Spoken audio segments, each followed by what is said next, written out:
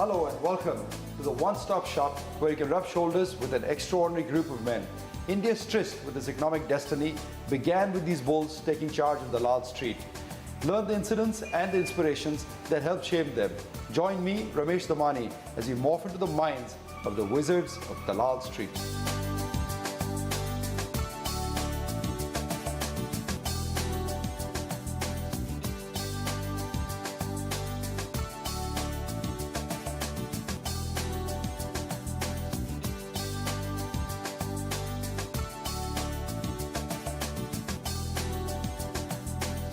I believe India is a runner without shoes.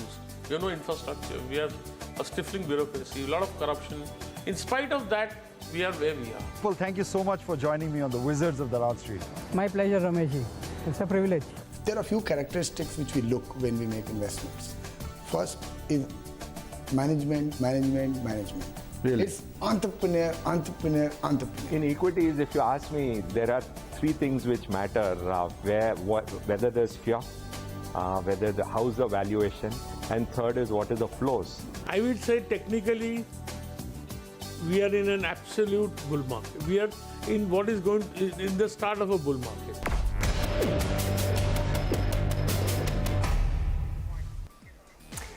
Wow, what an endearing walk down memory lane. Welcome to a special show with a man who needs no introduction, market maven Romesh Damani, who's joining us today as a precursor to the launch of his highly successful 2-decade-long series, Wizards of the Street. Ramesh, I just noticed, in the last 17 years, the weight has been shared, the mustache has been shared. What else? And I've lost a lot of hair. No question about Created that. a lot of wealth as well, right? I hope so. It's been a nice journey. Yeah. Thanks, Nimesh. Absolutely. I mean, 17 years, right? So how has the personal journey been for you from the first show to now? Well, it's been extraordinary. Just to take you back a minute, I joined the markets in 1989. And imagine if you went to America, say, and your three people who live three neighborhoods down from you were Warren Buffett, Charlie Munger, and Peter Lynch. What a great time you would have learning from these masters. And I was so extraordinarily lucky that when I came, among the first three people I met in the markets were Chandrakant Sampath, who taught me compounding, R.K. Damani, who taught me not about valuations, the kind you need in the stock market, but about values, how should you lead your life. And of course, Rakesh, who taught me how to bet fearlessly, how to have conviction in the trades you got. So I was extraordinarily lucky when I came to the market that these were among my first few best friends. Then they introduced me to a wider circle of friends, Durgesh Shah, Inam, Vinod Sethi, and so on and so forth, all of which have been so extraordinarily privileged and lucky to introduce on the airwaves, along with some great international voices. When we first started talking to them, they were not known to India.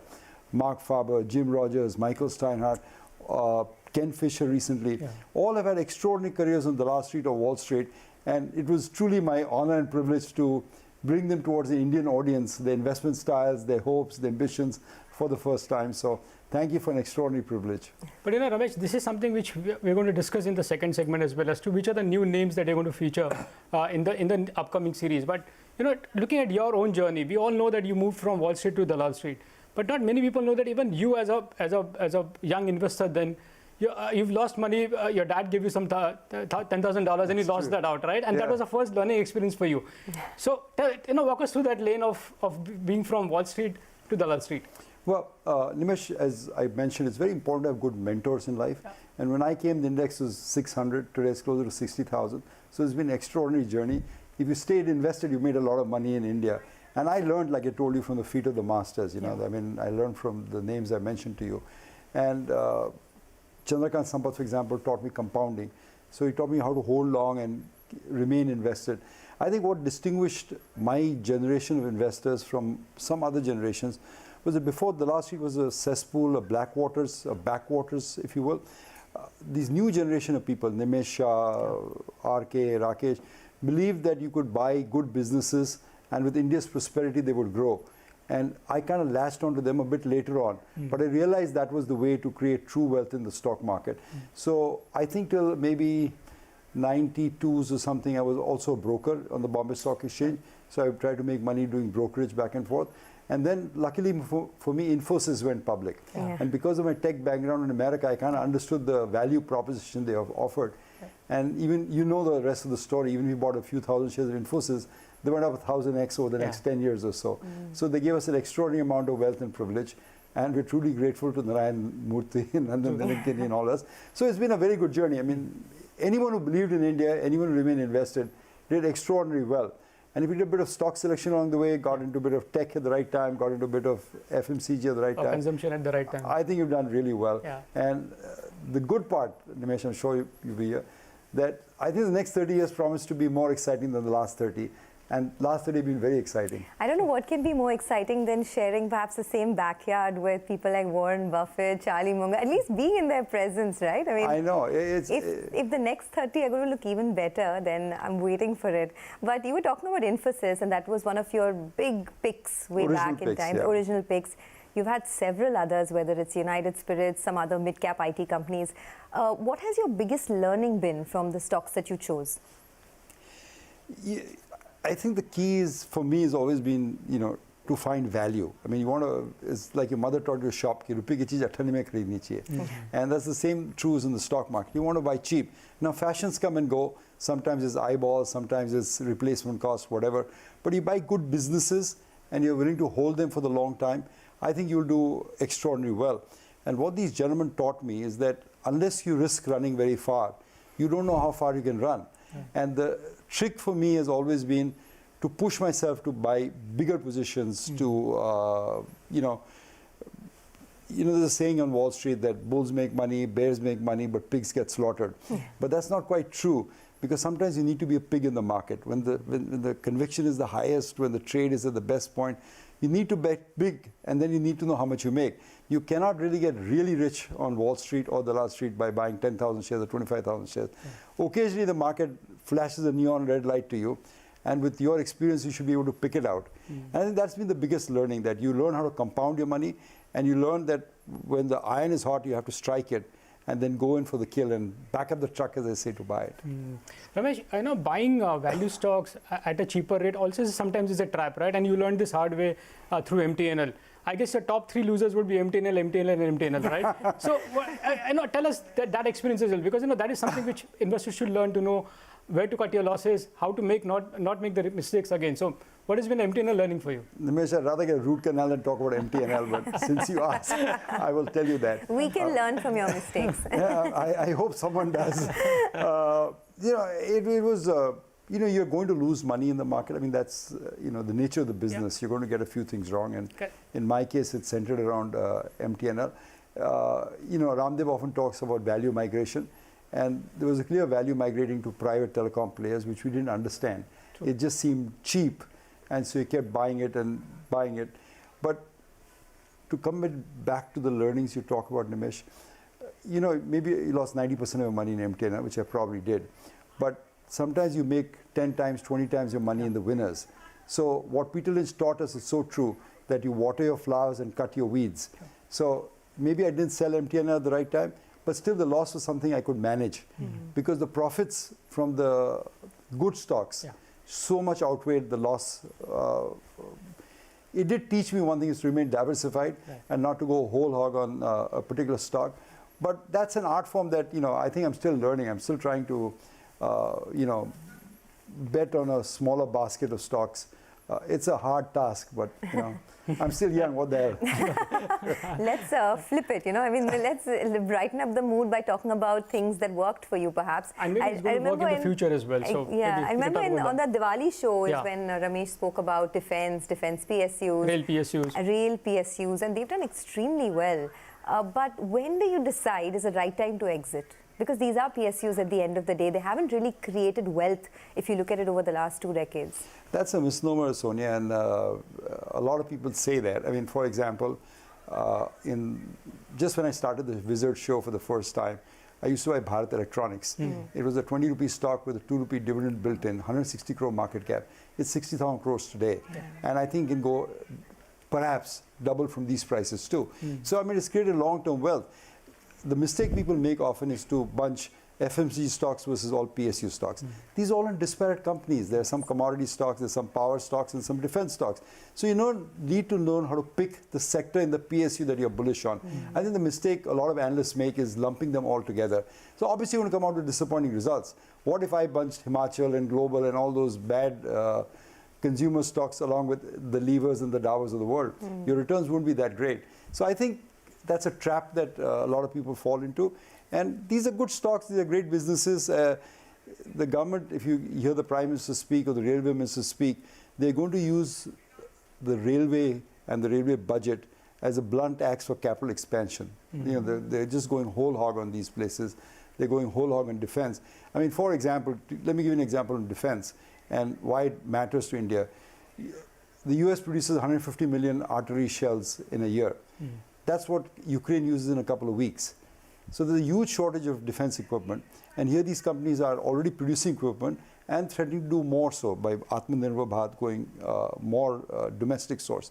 So there's a great opportunity. They have good order books, they have excellent technological skills, and we are buying them literally, as I said, rupee ki cheez chavanni mein, not even athandi mein.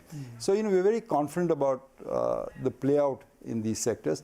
So I mean, there is a time to sell, I'm sure, but I don't see that yet. Okay. Ramesh, you spoke about defense PSUs, you spoke about real PSUs, but the other one sector which has been very close to your heart is the consumption theme. You've always bet on large consumption themes. United Spirits was one of your top pick way back. Looking at a change which is happening in India with so much of young urban consumption going on, anything that excites you in this new journey, the fintech companies or the new platform companies, anything that stands out for you? It's a good question. A lot of what's happening in India excites me, and the reason for that is by just a freak of coincidence. We're at the right place at the right time. It used to be the world was divided, that China would produce everything and America would buy everything. Both got rich doing that. China would recycle its money into the US Treasury bills. Inflation remained low, interest rates remained low. A similar meme played out in Russia and Europe, where Russia gave gas, $20 billion of gas, which was free for them. Germany created $2 trillion of economic output for that. Now the world has changed. I mean, China, we used to call the so-called BRICS countries, which you all familiar with, and we now call them the TRICS countries, which is the enemy of my enemy is my enemy. So what they've taken is Turkey, Russia, Iran, China, and North Korea have formed a new bloc. So the world is changing. They need what they call not China plus one, but nearshoring, friendshoring, offshoring. I think that just plays into India's strengths, because suppose you want to set up a digital project, you need 5,000 programmers. There are very few countries in the world that can give you 5,000 programmers on standby, chemical engineers, physicians on standby.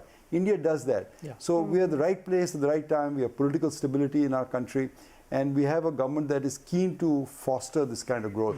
So I'm very hopeful that there'll be multiple sectors that will do well over the next few years. Okay, I'm very interested to know about the multiple wizards of Dalal Street that we're going to see over the next 10 to 20 years. So we'll do one thing, we'll take a short commercial break on the show. We'll be back with Wizards of the Street. Don't go anywhere. Welcome back. You're watching Wizards of the Street. This is a precursor to the show which has aired for over 15 years now, and the next series begins on the 21st of November. So do stay tuned in for that. And we have the man himself, Romesh Damani, who's going to be featuring several veterans, market experts on his show. Ramesh, tell us a little bit about who's going to feature on your show, what stands out, what are their market leanings? Sure, Sonia, thank you for asking me that. The first wizard I interviewed in 2005 was, of course, Mr. Rakesh Jhunjhunwala. And unfortunately, it's ironical and bittersweet, he's no longer with us. So, and because he has such an important voice for the financial markets, I felt I'd give him an all-star tribute. So we're getting a lot of interesting guests, two-part series to pay a tribute to Rakesh Jhunjhunwala, including his favorite CEO, Bhaskar Bhatt, is promising to join us. So that would be very good. Then we're also going to reach out overseas and talk to a few people overseas.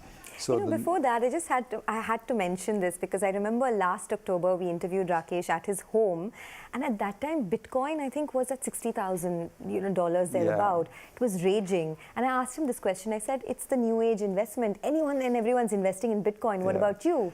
And he said, I don't even want to talk about Bitcoin. That was his conviction, right? It was, and he said, you know, you don't have to join every party in town. Yeah. I remember that interview. That was an excellent interview, Sonia. So we'll try to look back, reflect on his learnings and his legacy over 30 years in the financial market. Everyone from the Prime Minister to a regular punter on the street asked for his opinion. So I'm quite excited to pay that tribute to him on that show. We're going to reach out overseas. We've already done an interview with a fund manager called Laura Gerritz, who's very bullish on India. She's put 30% of her fund into India. She has some very good insights into which are the good promoters, which are the good management companies in India. The one that I'm really excited about, which Nimesh helped me get, was what I call a master of the universe, David absolutely. Rubenstein. I think he got founder of Carlyle Group. He's very philanthropic, done so many great things, written a great book. I'm very excited to interview him for the show. This time, instead of just interviewing people on the street, we're also trying to broaden our search and look at people in venture capital, look at people in other areas of investing. So I think another name that we're excited to interview is a gentleman called Harsha Raghavan, who runs Convergent Finance. Impeccable track record, you know, UC Berkeley, Stanford, you know, Goldman Sachs. Now he runs his own fund. So I'm hoping to get some great insights like I got over the last 15 years from this next batch of wizards. You know, Ramesh, one thing that I've learned working on your show is a rapid fire that you do with most of your guests. So we thought we'll reverse it and do something with you today. So that's highly unfair. I hope you won't mind. So we'll start with the rapid fire. Quick questions. Won't ask you too many questions there. Okay. So, you know, Ramesh, the first one, you know, one thing that maybe, say, if I want to ask you about Nifty from here, 20,000 first or 16,000 first, what would be your answer? The higher one. The high one. Oh, yes. wow. Okay, that's bullish, Ramesh Damani. Absolutely. Technology stocks or PSU stocks? What do you prefer? Actually, like both the groups, but right now I'm more invested in PSU stocks. Okay. You want to leave wealth for your next generation, or you prefer they earn it on their own? Oh, God. Tricky one. Watch what you say. Yeah, I know. I think my grandchildren will be watching me. I think we should leave something for them because, you know, they should know their grandfather, but not so much that they don't want to do anything with their lives. So I would hope they would have productive lives and would also have that ambition to earn money because it's, you know, it's the ambition of a young man, and it should be the ambition of a young man to earn his wealth, to see how he stacks up in the world.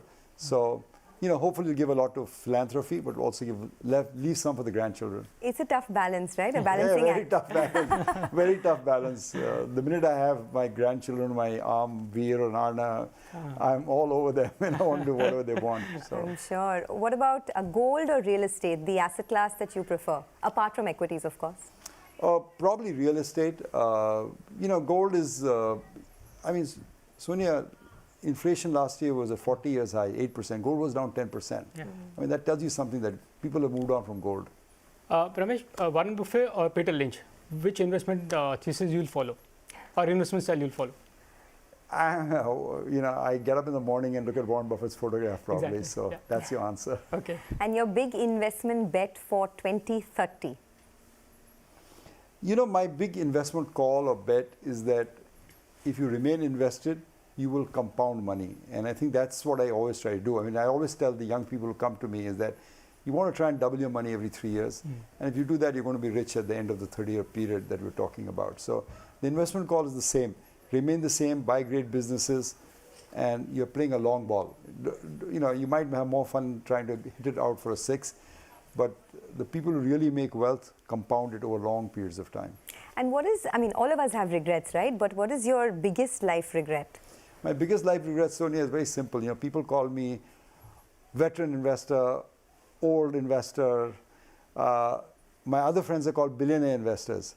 And I wish I was a billionaire. And I mean that in the nicest sense of the term. I don't mean that I need more money. I don't. But money is how you measure success in the financial markets. And the opportunity was there for me. I'm not saying that if there wasn't the opportunity. The markets have been extraordinary. The index is up 1,000x, whatever. So the opportunity was there for me. And it was, I think, perhaps my own upbringing or my middle-class background that I didn't make it to the level of some of my friends.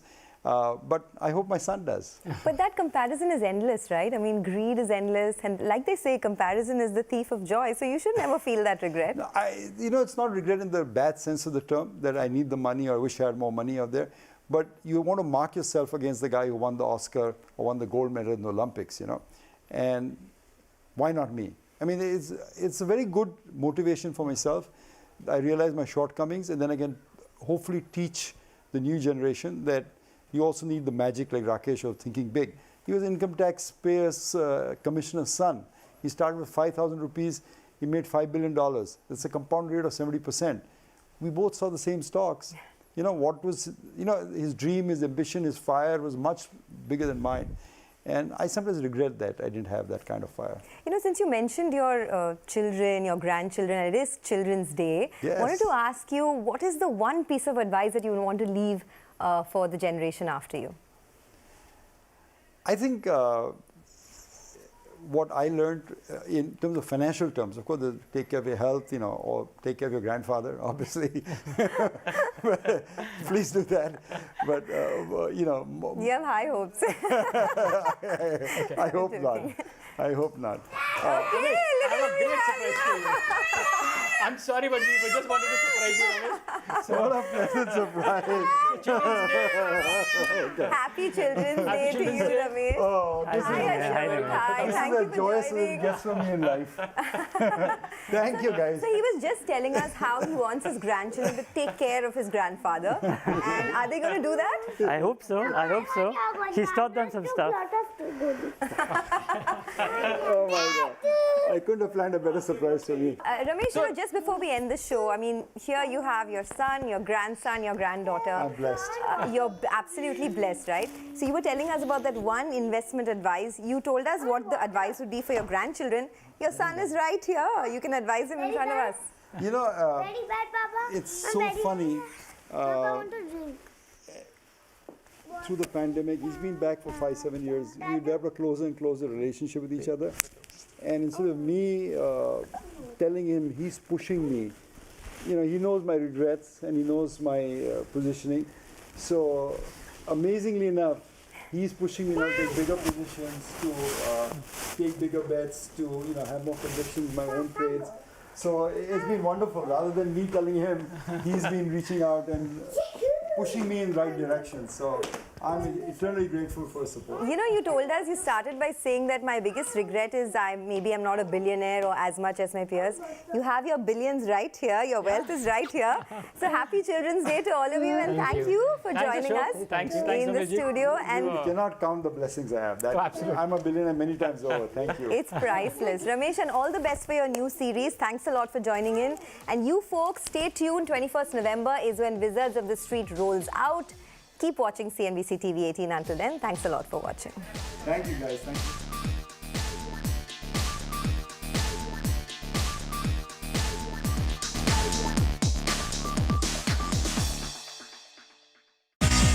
What does the financing landscape for Indian startups look like? How are banks evolving to support these businesses in raising capital and addressing risk management? Find out all this and much more on Standard Chartered and CNBC TV